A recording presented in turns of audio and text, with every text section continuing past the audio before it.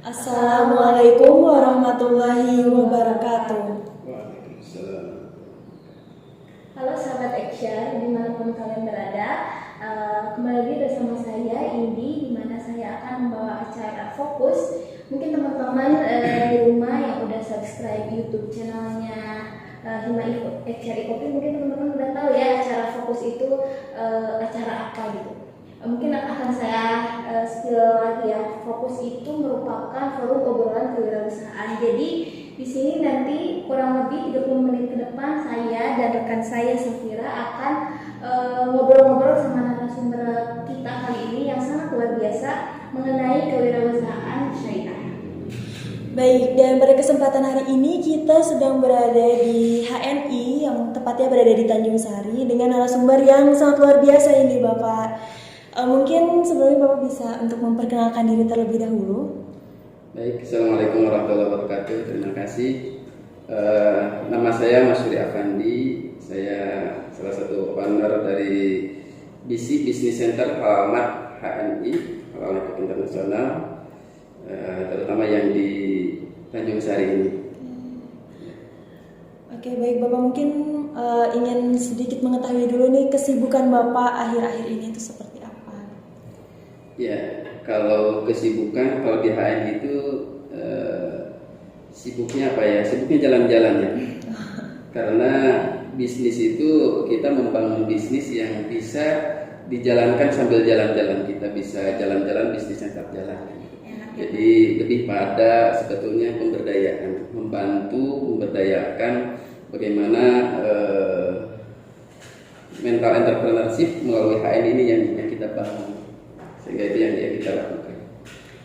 Nah baik Pak, sebelum lanjut mungkin teman-teman di rumah ada yang belum tahu HNI itu apa, mungkin Bapak bisa jelasin HNI itu apa? Iya, HNI itu kepanjangan daripada Halal Network Internasional. Jadi sebuah industri perusahaan milik Muslim yang dari Indonesia, berada di Indonesia, yang fokus pada penyediaan produk-produk consumer good ya, kebutuhan harian, dari mulai produk kebutuhan harian dari mulai bangun tidur sampai tidur kembali, insya Allah itu diproduksi oleh HNI.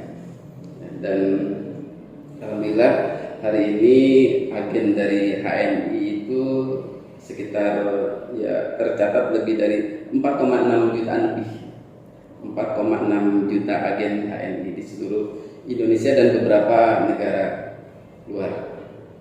Itu Mungkin ingin mengetahui Bapak sudah berapa lama gitu untuk menjadi owner HNI sendiri? Owner yang BC ya, kan BC itu kantor cabang ya, kantor cabang-cabang. Alhamdulillah kantor cabang di bawah saya dan tim itu ada 8 kantor cabang, dari mulai ada di Sumatera Barat, Padang, ada di Kuningan, termasuk di Tanjung Sari ini, ada di Cimahi, ada di Soreang, di Cianjur.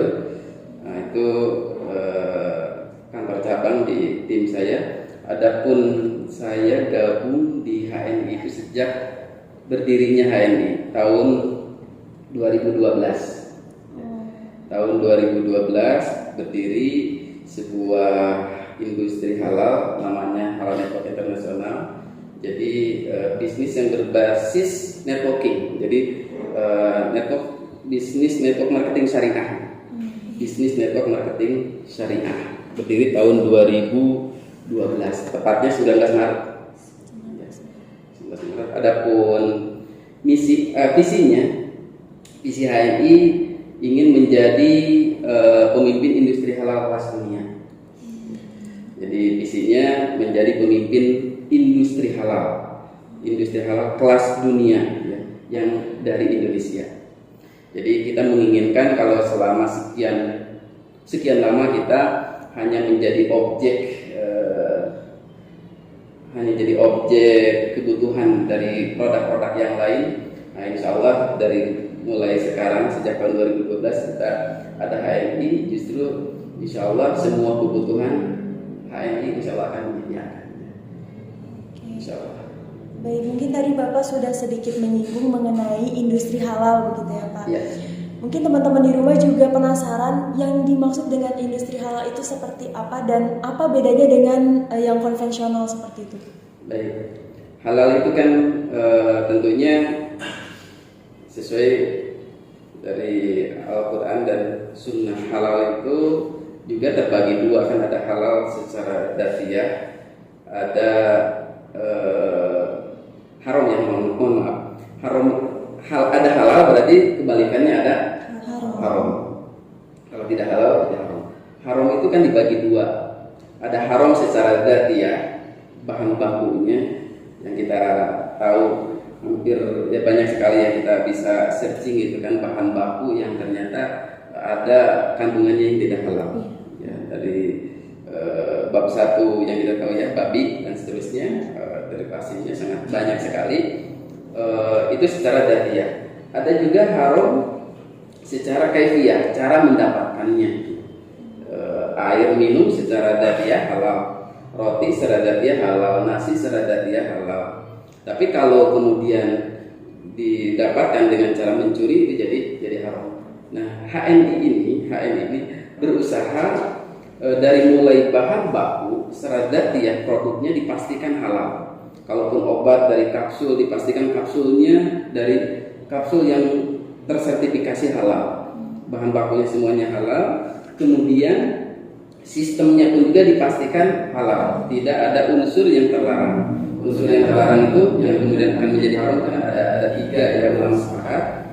Asbab allati yahrumu bihal kasb, salah satu sebab-sebab semua aktivitas muamalah asal kita itu jadi haram dikarenakan ada 3 hal. Yang pertama, karena ada unsur zalim. Nah, kalau ada unsur kezaliman di dalam bisnis, dalam transaksi, maka itu jadi haram, kan gitu. Dengan cara mencuri, merampok, korupsi itu jadi haram, zalim. Kemudian yang kedua, tidak boleh goror.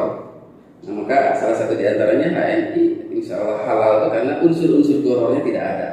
Dan kemudian yang ketiga, tidak ada unsur ribanya. Inilah yang menyebabkan kenapa ini disebut dengan halal network, gitu kan? Karena di HNI insya Allah terhindar dari unsur-unsur yang diharamkan dalam agama Islam. Baik Bapak, selanjutnya ini kita juga nampung ada pertanyaan-pertanyaan dari teman-teman. Tadi ada dari teman-teman menanyakan perihal modal. Mungkin Bapak dari awalnya bisa diceritakan apa dulu tuh Bapak awalnya jadi member dulu dari HNI atau emang Bapak yang awalnya itu ngemodal dulu. Nah, yang jadi pertanyaan dari teman-teman itu, modalnya itu Bapak modal sendiri apa kayak pinjam dari bank? Kan kalau bank itu riba ya Pak, itu gimana gitu Pak? Baik, ini menarik. Dalam bisnis itu hampir identik harus ada modal dalam arti uang. Padahal kalau kita lihat dari orang yang sukses bisnis di, ya terutama orang-orang soleh terdahulu. Nah, kalau kita kenal konglomerat di antara sahabat itu namanya Abdurrahman bin Auf. Kita kenal sahabat Abdurrahman bin Auf itu konglomerat yang luar biasa, yang subhanallah hartanya itu tidak terhitung kan itu.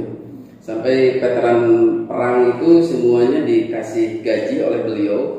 Rata-rata ada yang 1.000 dinar kali sekian ratus veteran perang. Bayangkan berapa miliar, mungkin triliunan yang beliau berikan. Itu diberikan begitu saja kan gitu. Padahal kalau kita lihat beliau pakai modal uang nggak? Ini menarik, mungkin yang jadi pelajaran bagi kita. Ini saya bacakan sekilas kisah daripada Abdurrahman bin Auf sebelum menjadi orang yang sangat kaya raya. Ketika beliau hijrah dari Mekah ke Madinah atau ke Yathrib pada masa itu, beliau itu orang kaya di Mekah awalnya, orang kaya di Mekah yang ya konglomeratnya di Mekah. Tetapi karena keimanan, tuntutan untuk hijrah ke Madinah itu tidak membawa apapun kecuali hanya bajunya, pakaian yang melekat di dalam tubuhnya. Di Madinah, karena Rasulullah orang yang sangat cerdas. Kalau pengusaha diketemukan kira-kira dengan siapa lagi? Dengan pengusaha lagi. Belum ditemukan dengan sahabat namanya Sa'ad bin Rabi di Yathrib itu. Sa'ad bin Rabi juga orang kaya di Madinah. Menarik, ketika ketemu oleh Rasulullah diketemukan 2 orang. Ini kata Sa'ad bin Rabi, wahai saudaraku, saya memiliki harta sekian, silakan ambil separuhnya. Nah, itu. Bukan hanya itu, bahkan saya memiliki 2 2 istri. Jika engkau suka silahkan pilih salah satunya, Allah akan bercerai. Itu luar biasa. Jiwa isar, jiwa peduli sahabat Ansor ini Sa'ad bin Rabi. Tetapi mental Abdurrahman bin Auf bukan mental pengemis, padahal tidak punya apa-apa. Apa kata Abdurrahman bin Auf? Barakallahu laka wa amwalika wa ahlika dullani isu. Itu kata Abdurrahman bin Auf. Semoga Allah berkatimu, keluargamu, harta bendamu, dan tunjukilah kepadaku di mana pasar. Hanya ditunjuki pasar. Tidak punya modal, mau dikasih modal pun dalam bentuk rupiah kalau di kita, beliau menolak. Tapi kemudian yang saya pahami beliau menggunakan akad bayi taksid. Ada akad bayi taksid itu dia beli barang, tetapi bayarnya nanti sore. Jadi dia beli unta misalkan 100 unta, nanti sore akan dikembalikan uang. Kehebatan, kecerdasan dia dalam memasarkan produknya dan kemudian terjual. Dan dari keuntungan itu baru kemudian jadi modal. Nah, saya pun juga, kalau tadi pertanyaannya bagaimana saya mengawali di HM ini, saya termasuk orang yang tidak punya modal dan juga tidak bisa jualan. Dan ini hampir rata-rata setiap orang yang ditanya, kita bisnis yuk, kita jualan yuk. Mohon maaf saya tidak punya modal, mohon maaf saya tidak bisa jualan. Makanya saya kalau ada orang yang begitu, waduh saya banget gitu. Saya tidak punya modal, saya tidak bisa jualan. Tapi alhamdulillah di HNI berjalan, dan alhamdulillah ya sekarang ini walaupun musim pandemi, ya tiap bulan tidak kurang omset dari 4 sampai 5 miliar tiap bulan. Padahal berawal dari tanpa modal dan tidak bisa jualan. Seperti itu.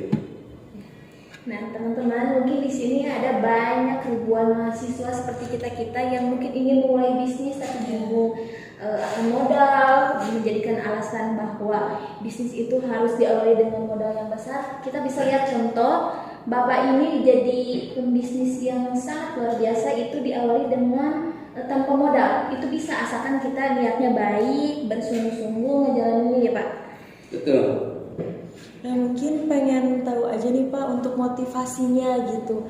Karena kan kebanyakan dari kita ya kaum milenial gitu biasanya mikirnya lebih baik saya kerja menjadi pegawai. Nah rugi, iya takut rugi, iya kayak gitu. Karena mungkin Bapak punya tips and triknya gitu. Gimana caranya biar membangun jiwa bisa mau berbisnis seperti itu? Iya, memang kita rata-ratanya ada di comfort zone ya, zona nyaman. Makanya kalau kita nanya biasanya cita-citanya apa? Cita-citanya ingin jadi guru, ingin jadi pegawai BUMN, ingin itu ini dan seterusnya. Jadi nyaman karena sudah pasti. Kalau bisnis itu kan tidak pasti. Ya karena bisnis itu di awal-awal bisa jadi tidak menghasilkan. Beda dengan dagang, jualan terjual dapat untung kan gitu. Maka yang paling penting itu adalah mindset, pola pikir. Jadi yang harus diperbaiki itu mindset, attitude, sikap, mental kita yang harus ditanamkan. Maka kalau saya kepada teman-teman yang coaching dengan saya itu, saya selalu mengawali dengan mindset. Jadi keberhasilan itu ada dari 3 hal. Yang pertama adanya attitude, mental, sikap. Yang kedua adanya skill. Nah, kalau skill itu kan dengan cara melatih, berulang-ulang kita lakukan, maka itu akan terjadi skill yang hebat. Yang ketiga itu knowledge. Knowledge itu dengan belajar, kita dengan bertanya, dengan membaca. Nah, ketika ketiga hal ini ada, insya Allah itu akan bisa. Jadi yang paling utama 80% itu ada pada attitude, sikap, mental, mindset kita yang benar dulu. Kenapa? Karena gini, kalau saya meyakini gini di dalam Al-Quran surat Ar-Ra'd ya kalau nggak salah ayat 11, Innallaha la yughayyiru ma biqaumin hatta yughayyiru ma bi anfusihim. Sesungguhnya Allah tidak akan merubah nasib suatu kaum kecuali kaum itu yang merubah diri sendiri. Ya. Jadi contoh gini, kita tidak bisa baca Maka kalau kita tidak pernah belajar membaca, bisa nggak? Tidak bisa. Nah, maka caranya adalah kita berusaha, kita bagaimana supaya bisa baca, itu belajar membaca, kan gitu. Maka ada orang yang menyatakan gini, sehat, sakit itu takdir, kaya, miskin takdir, kemudian gagal, sukses takdir. Nah itu tapi takdirnya takdir pilihan. Kita mau pilih takdir mana? Takdir sukses, takdir gagal. Takdir sukses misalkan. Atau kita mau pilih mana? Takdir bodoh, takdir pintar. Bisa dipilih tuh. Maka kalau kita memutuskan untuk milih, apa yang harus kita lakukan? Mindset dulu, yakini bahwa saya bisa. Nah setelah yakin kita bisa, maka action, lakukanlah. Setelah dilakukan, itu menjadikan aktivitas yang berulang-ulang, menjadikan kebiasaan. Dan kebiasaan itu yang akan merubah nasib kita. Makanya sederhananya gini, jika kita ingin sukses, lihat kebiasaan orang sukses. Jika ingin sehat, lihat kebiasaan orang sehat. Sederhana kan? Kenapa orang itu sakit-sakitan? Oh ternyata kebiasaannya tidurnya tidak teratur, makannya sembarangan, tidak olahraga. Kebiasaan itu yang menyebabkan dia sakit. Kenapa sih orang itu pintar, IPK-nya 4 gitu kan? Oh ternyata rajin baca, rajin bertanya, dan seterusnya. Maka kebiasaan itu yang menghantarkan kepada takdirnya. Maka kebiasaan itu, habit itu akan merubah karakternya. Dan karakter itu akan merubah nasibnya. Jadi tipnya adalah mindsetnya dulu benarkan, karena setiap mindset yang benar kita akan menjadi magnet itu. Misalkan kita ingin sukses di bidang jualan, maka tanam saya insya Allah bisa, saya bisa insya Allah, maka itu akan jadi magnet, bisa, dan ada aja pembeli. Jadi itu tipnya yang saya tanamkan ke otak bawah sadar saya dan kepada tim saya juga seperti itu. Nah, mungkin sekarang Bapak itu lagi kalau di bidang bisnis atau bidang usaha itu mungkin Bapak udah ada di titik di atas, di mana Bapak udah melewati fase-fase mungkin apa ya?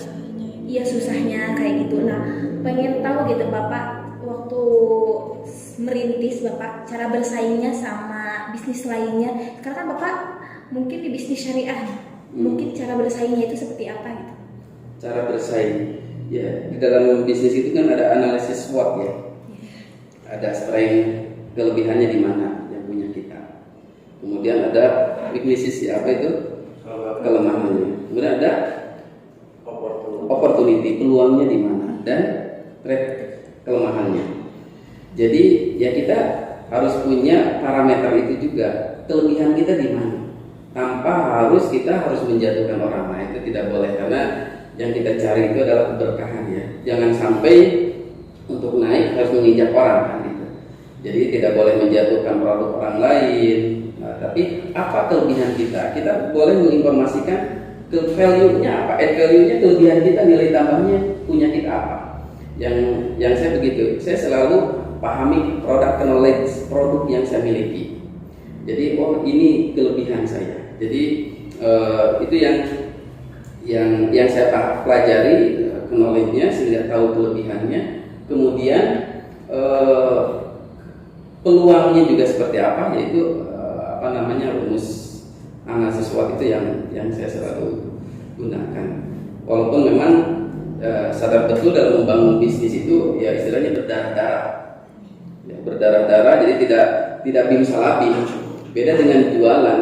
Tadi saya sampaikan bahwa dagang dengan bisnis itu berbeda kan. Kalau dagang itu yang penting terjual, yang penting target omset kan begitu. Kalau bisnis enggak, karena yang kita bangun itu adalah aset.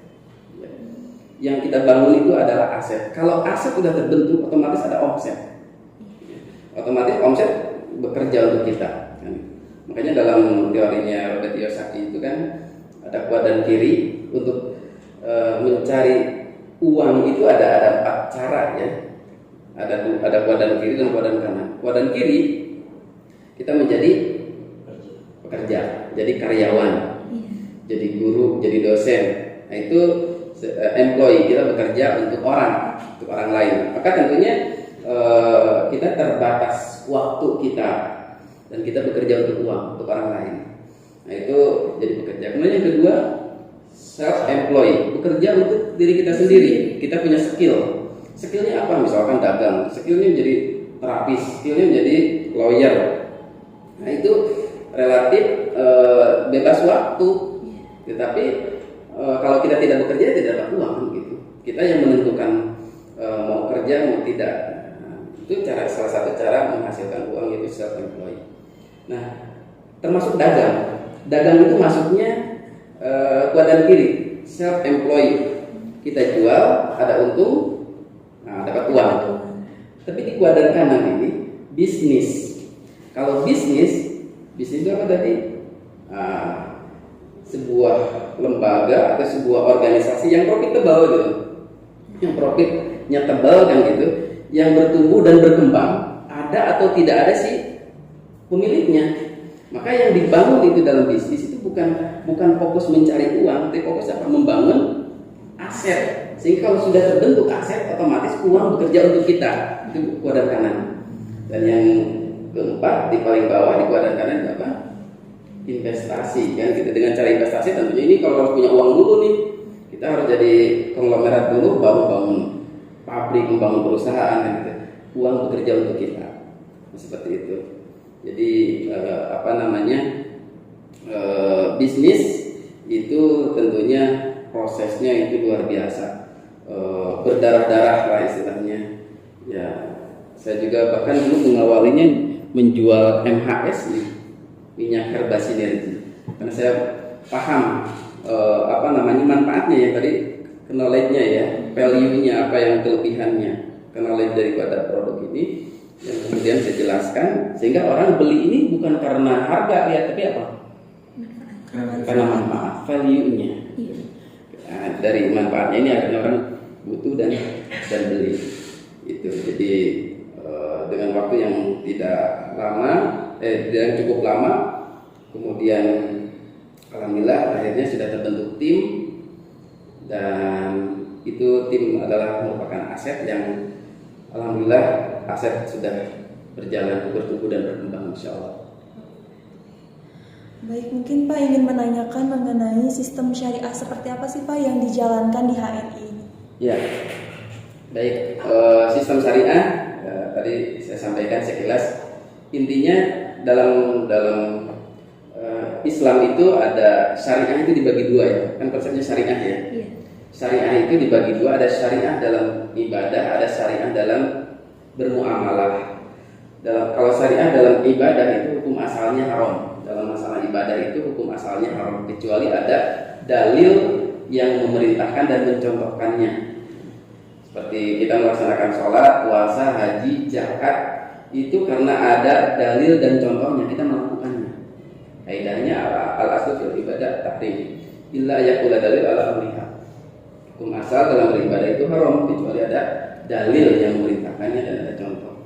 Itu hukum asal dalam ibadah. Adapun syariah dalam bermuamalah, kaidahnya al-aslu fil muamalah al-ibahah illa ayakuna dalil ala tahrimiha.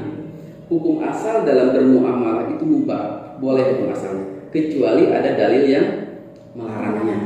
Jadi ini menjadikan patokan utama kita. Selagi tidak ada larangan dalam masalah muamalah, aktivitas bisnis kita, maka kita lakukan saja, kan gitu. Tapi kalau ada unsur larangan, kita harus tinggalkan. Apa saja unsur larangan? Paling tidak ada 3 hal. Ini kata ulama, al-asbab allati yahrumu bihal kasbu salah satu. Sebab-sebab aktivitas kita itu menjadi haram dikarenakan ada 3 hal. Yang pertama, al-awwal itu adul dolim. Itu dolim itu menjadi haram. Hasil mencuri, hasil merampok, hasil korupsi itu haram. Kemudian yang kedua, goror. Nah, jual beli tidak jelas kan begitu. Manfaatnya kita termasuk ada kebohongan juga itu tidak boleh. Goror terlarang, menjadi haram. Kemudian yang ketiga, unsur riba. Ya, unsur riba itu juga terlarang dalam jual beli atau riba, ada banyak jenisnya ya. Nah itu. Nah di HNI ini yang saya jalankan, insya Allah unsur-unsur yang terlarang itu tidak ada. Maka kalau kita lihat di Fatwa DSN MUI itu ada 11 poin yang terlarang dalam bermuamalah, termasuk dalam bisnis network marketing. Di antaranya kan ada yang atas namakan MLM misalkan, tapi sistemnya member get member, itu tidak boleh. Contoh misalkan Kang Teh Indi daftar ke suatu bisnis network marketing MLM misalkan, kemudian setelah daftar bayar misalkan 1 juta, kemudian setelah itu akan dapat bonus jika ngajak lagi. Nah, yang diajak lagi kan dapat 1 juta kan bayar. Nah, Teh Indi itu maka dapat fee rekrutmen. Maka ketika mendapatkan fee rekrutmen, nah ini terjadi namanya dalam bahasa fikihnya samsara ala samsara, makra di atas makra. Maka Teh Indi ini mendapatkan bonus dari bawah, dari hasil pendaftaran orang. Nah, itu termasuk yang terlarang di Dewan Syariah Nasional MUI di pusat. Kemudian yang terlarang itu diiming-iming. Jadi dengan uang 1 juta nanti dapat Fortuner misalkan. Dengan uang 1 juta nanti dapat rumah misalkan. Itu goror bukan? Goror jelas, karena uang 1 juta mana mungkin bisa dapat mobil senilai itu. Pajero 600 juta nggak mungkin dengan uang 1 juta. Nah itu, dan rata-ratanya orang untuk mendapatkan penghasilan dengan cara seperti itu, dengan mengiming-imingi sesuatu, akhirnya orang tertarik. Itu goror, dan igro itu termasuk yang terlarang. Jadi dengan uang 1 juta nanti akan dapatkan itu ini sebagainya, itu nggak boleh. Termasuk terlarang. Jadi member get member itu tidak diperbolehkan di dalam fikih. Kemudian juga termasuk barusan diiming-iming, dan juga itu termasuk kategori dolim, member get member. Kenapa dolim? Coba bayangkan kalau yang terakhir daftar, dia udah nyetor uang 1 juta misalkan, dia tidak ngajak orang, coba uang dia kemana? Dinikmati oleh yang atasnya. Maka dia yang atas ini menikmati dengan cara mendolimi downline yang paling bawah. Itu termasuk kedoliman, dan itu maka di HNI terbebas dari unsur itu. Konsepnya kalau di HNI ini konsepnya itu kita lebih pada bagaimana hijrah produk, merubah pengeluaran pasti menjadikan income. Jadi sumber income. Kenapa? Karena gini, di HNI itu setiap produk, sabun mandi, pasta gigi, sampo, deterjen, apalagi ya, kebutuhan kita semuanya, termasuk kosmetiknya, itu kebutuhan. Dan setiap produk itu punya budgeting iklan. Dan budgeting iklan itu akan dikembalikan sebagai cashback. Jadi di HNI itu nggak ada, misalkan kita gabung nih mau menjalankan bisnis di HNI, nggak ada harus belanja produknya apa, tidak ada, bahkan tidak belanja juga. Tetapi ketika kita butuh, misalkan saya butuh pasta gigi nih, nah dari saat beli pasta gigi walaupun hanya 1, kalau udah jadi mitra, jadi agen, itu udah punya kartu diskon, otomatis dapat diskon dan cashback masuk ke rekening. Jadi konsepnya di HNI itu bagaimana merubah pengeluaran pasti, karena kan kita kalaupun tidak di HNI, coba Kang Takiudin, kalau mandi pasti pakai sabun kan? Kalau keramas pasti pakai sampo kan? Oke. Nah selama ini itu menjadi sumber pemasukan atau murni mengeluarkan uang? Murni mengeluarkan uang kan itu. Nah di HNI itu justru pakai sampo dapat cashback, minum kopi dapat cashback, minum teh dapat cashback. Apapun produk di HNI itu semua justru jadi sumber penghasilan.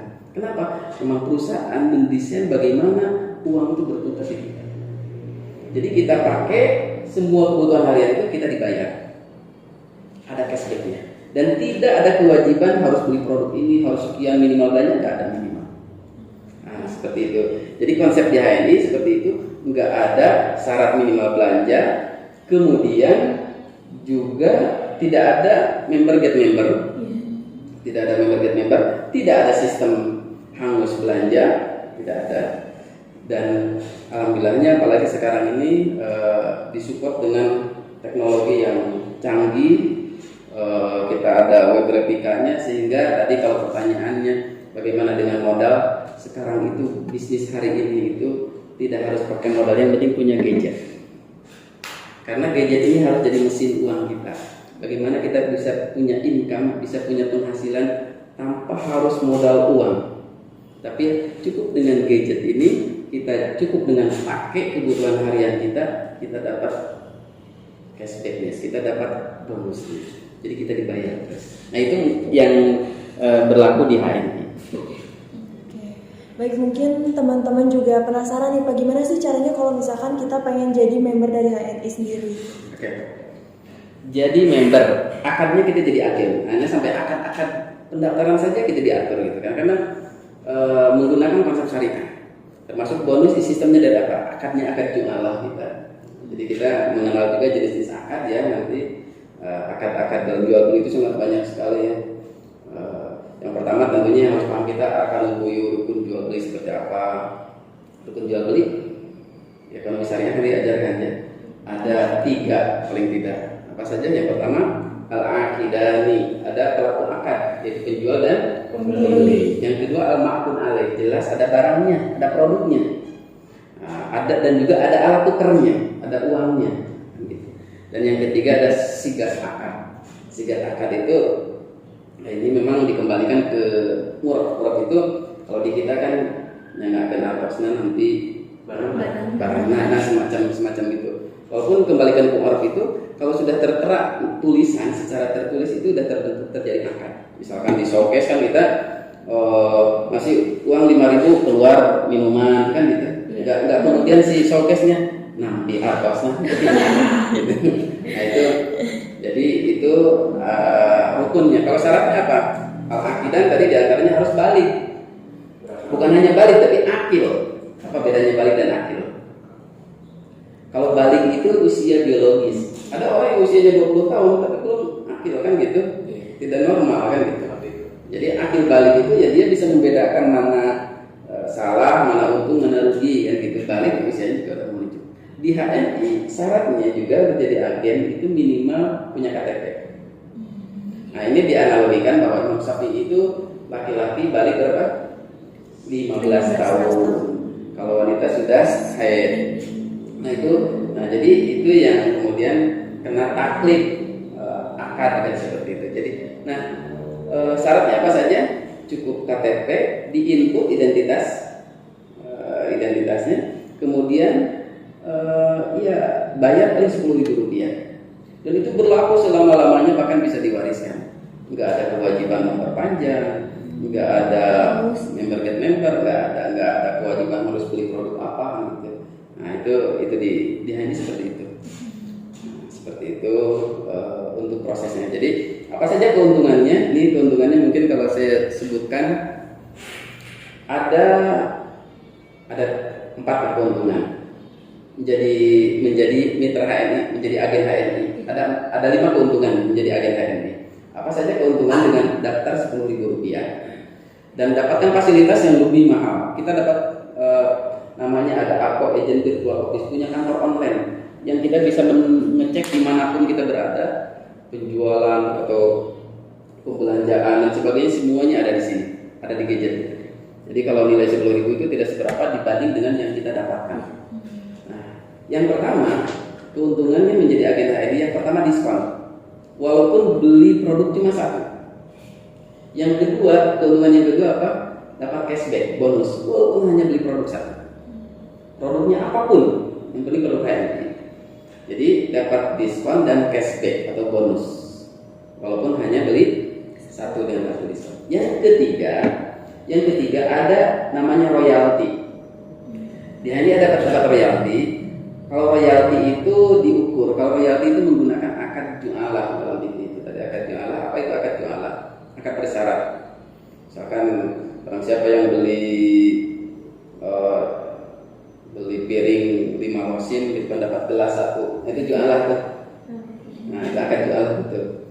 Barang siapa yang bisa membenarkan gadget saya ini sedang sakit misalkan, ada ada banyak mencoba, gagal, tapi ada yang bisa dapat hadiah. Nah itu namanya akad jualan.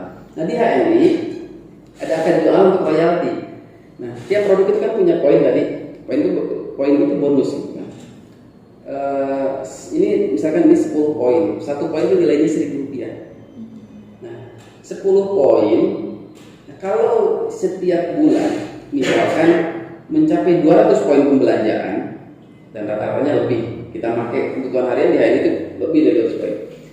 Selama berturut-turut selama 3 bulan, maka dapat royalti. Berapa royaltinya? 5% dari omset perusahaan yang dibagi secara proporsional. Kita pakai saja, kita dapat royalti. Itu di yang ketiga. Dan yang keempat adanya promo. Ya, adanya promo, macam-macam jenis promo. Dan yang kelima ada peluang kita buka outlet alamat. Jadi kalau ini komunitas buka outlet alamat, semua butuh sabun dari sini, butuh pasta gigi dari sini. Akhirnya lembaga juga punya dana, akan punya mesin uang, dan kita juga masing-masing punya cash setiap beli kebutuhan harian. Nah, ini menarik kalau di komunitas ini punya satu unit usaha milik barang. Itu keren. Nah itu sekilas tentang keuntungannya. Jadi agen. Mungkin di teman-teman juga di rumah udah dengar ya produknya dari HNI itu apa aja. Mungkin kalau teman-teman yang penasaran pengen tahu Instagramnya, mungkin Bapak HNI itu apa? Instagram. Oh iya, Instagramnya HNI. Ya Allah, karena saya yang mengelolakannya ada tim ya. Ini BCHNI Jatinangor. BCHNI Jatinangor Instagramnya. Nanti ditulis di atas. @BCHNI Jatinangor Instagram. Nanti ditulis di atas, kalian bisa follow. Facebooknya ada, TikToknya juga. BCHNI Jatinangor. Live TikTok. Iya, Cek juga TikTok. keranjang kuning. Dan sekarang ini apalagi ada produk-produk yang Gen Z ya. Ini banyak ada cappuccino kopi, latte kopi, nanti bisa kita coba ya. Semua kita kopi. Ada susu kambing juga, ada nata coklat juga, ada apa namanya, termasuk ada untuk sarapannya pakai suplemen. Itu ada namanya extra food ya. Extra food itu ekstra buah-buahan yang kandungannya 23 jenis buah dan sayur. Di sini bawah nanti. Itu kalau saya keluar, saya sukanya traveling ya. Saya sering ke Andalusia, ke Turki, saya seringnya jalan-jalan gitu.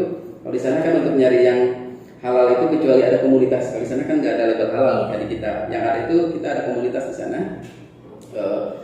Tapi untuk sarapan ya kita seringnya pakai madu dengan roti gitu. Nah, jadi produk-produk HNI selalu dibawa ke sana keluar. Ya. Jadi nanti bisa dicoba kopinya. Ada yang latte bisa pakai es juga, ada yang cappuccino, ya, insya Allah. Termasuk ada banyak lah jenis produk bisa kita lihat di bawah nanti.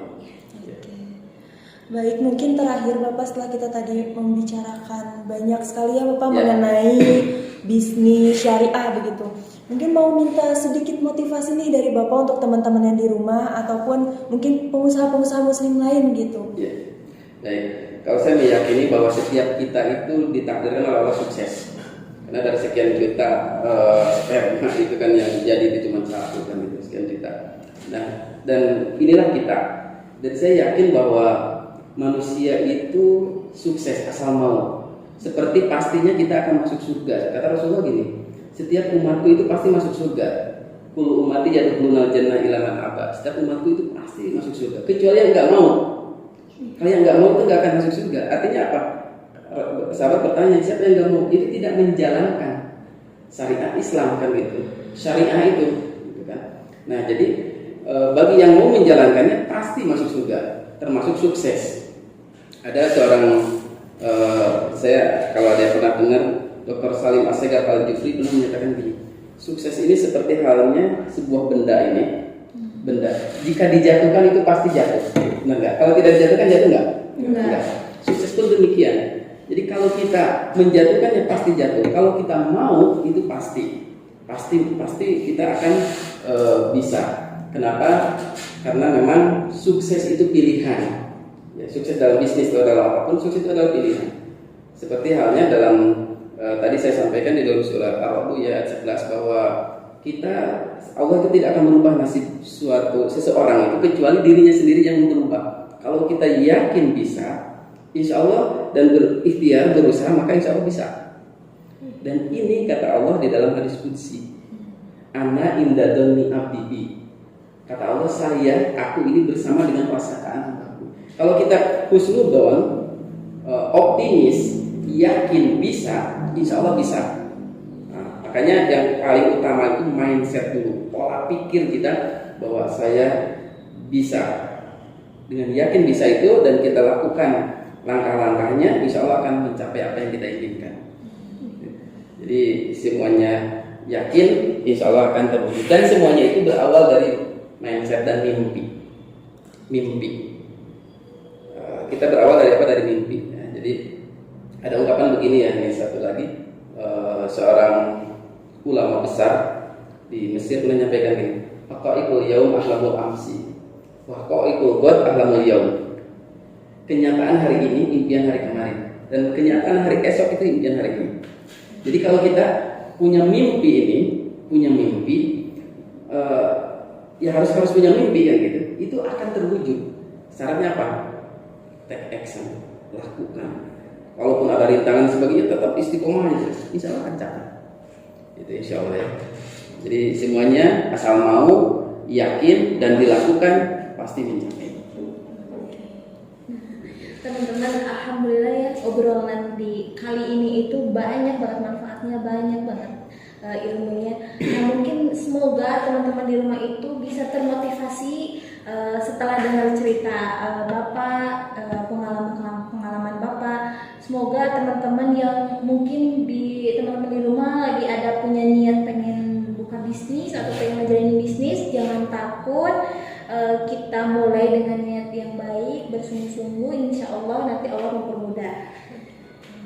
Ya mungkin terima kasih sebelumnya kepada Bapak selaku narasumber, karena hari ini sangat luar biasa sekali ya obrolannya.